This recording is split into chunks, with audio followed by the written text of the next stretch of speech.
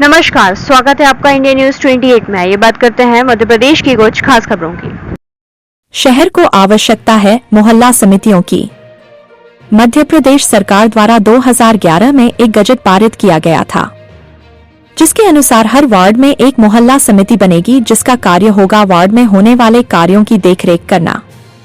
इसके अलावा वार्ड में आने वाली कई समस्याओं का आगे बढ़कर निराकरण करना। इन समितियां का कार्यकाल 2 वर्ष का होता है।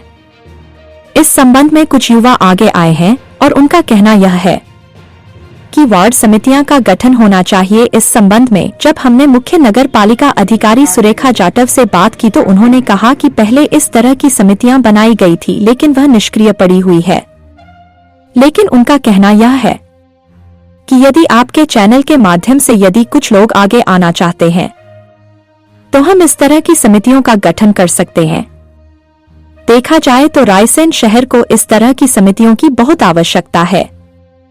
शहर में पड़े कई अधूरे काम, लोगों के कई समस्याओं का निराकरण इन समितियां के माध्यम से हो सकता है। इंडिया न्यूज 28 के लिए ब्यूरो चीफ राकेश जैन की रिपोर्ट। 2011 में मध्य प्रदेश सरकार द्वारा एक गजट पारित किया गया था कि हर मोहल्ले में एक मोहल्ला समिति होना चाहिए, जो कि मोहल्ले में होने वाले कामों की देखरेख करे।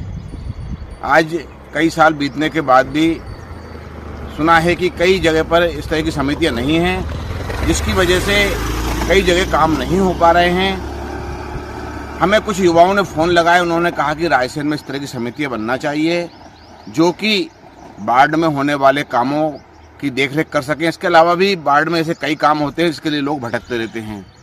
इस संबंध में हम बात करेंगे नगर पालिका की सीएमओ से, इसके बाद हम बात करेंगे जिला कलेक्टर से कि ये समितियां अगर बनी हैं तो उनका कोई काम कर रही हैं या नहीं कर रही हैं, और यदि नहीं बनी हैं तो उनको बनाने की क्या प्रक्रिया है और उनको बनना जरूरी है। मेरा कैसे समितियां क्यों बनना चाहिए?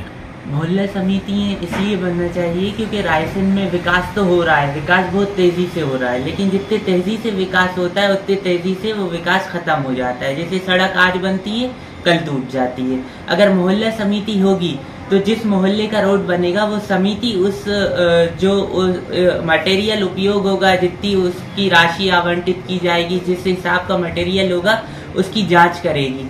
जांच करने के बाद अगर वो मटेरियल गलत पाया जाता है तो समिति उसमें अड़चन डाल सकती है, उस पर अपने लेटर हेड पे काम रुकवा सकती है। इसके अलावा मोहल्ला समितियों से बहुत से नागरिक परेशान रहते हैं, जैसे उनके परमिट नहीं बनते, किताब या फिर कोई मजदूर खत्म हो जाता है किसी मोहल्ले में तो 180 दिन की समय सीमा होती है 2 लाख रुपए के संबल के लाभ की, लेकिन वो मजदूर भटकता फिरता है, उसके लाभ का क्लेम नहीं हो पाता। तो मोहल्ला समिति का जो कार्यालय होगा हर मोहल्ले में होगा, मोहल्ला समितियों के बैंक खाते भी होंगे। मोहल्ला समिति एक कार्य करेगी, मतलब मदद करने का, वो भी बिना किसी खुद के फायदे के। समिति में 5 से अधिक सदस्य होंगे, तो कोई भी नागरिक जाएगा और अपनी समस्या को बताएगा मोहल्ला समिति को, तो मोहल्ला समिति क्या करेगी, नगर पालिका में बैठक हुआ करेगी मोहल्ला समिति की। तो समिति अपनी वार्ड के नागरिकों की जो समस्याएं होंगी वो नगर पालिका के समक्ष प्रस्तुत करेगी। मतलब मोहल्ला समिति आम नागरिक और नगर पालिका के बीच में एक सेतु का कार्य करेगी, जिससे नागरिकों की समस्याएं हल होंगी, विकास होगा। जैसे अभी पानी की समस्या के लिए बहुत से लोग आवेदन लेकर आ रहे हैं कि हमारे इधर गंदा पानी आ रहा है, लेकिन अभी तक किसी ने कोई आवाज नहीं उठाई। आवाज दब जाती है आम नागरिक की। लेकिन जब आम नागरिक एक साथ हो जाएंगे, एक समिति के रूप में मतलब जुड़ जाएंगे, तो समिति की आवाज बहुत बुलंद होगी, समिति की आवाज से काम आसान होंगे। सरकार ने कोई इसके लिए गजट पारित किया है क्या? 2011 में गजट निकला था, लेकिन अभी तक रायसेन में मोहल्ला समितियां नहीं बनी हैं। ये बनना चाहिए, आम नागरिकों को आगे आना चाहिए। इसको कौन बनाता है मोहल्ला समिति? मोहल्ला समितियों को के लिए मतलब आम नागरिक जो समाज सेवी हैं या फिर मोहल्ले के पूर्व पार्षद, ये सब एकत्रित होकर एक मतलब अपना आवेदन नगर पालिका के समक्ष प्रस्तुत करेंगे। नगर पालिका मोहल्ला समिति को एक मतलब एक रजिस्टर्ड करेगी। नगर पालिका सील साइन करके मोहल्ला समिति का एक लेटर जारी करेगी कि इस मोहल्ले की ये समिति है, इसके अध्यक्ष ये हैं, उपाध्यक्ष ये हैं, सचिव ये हैं।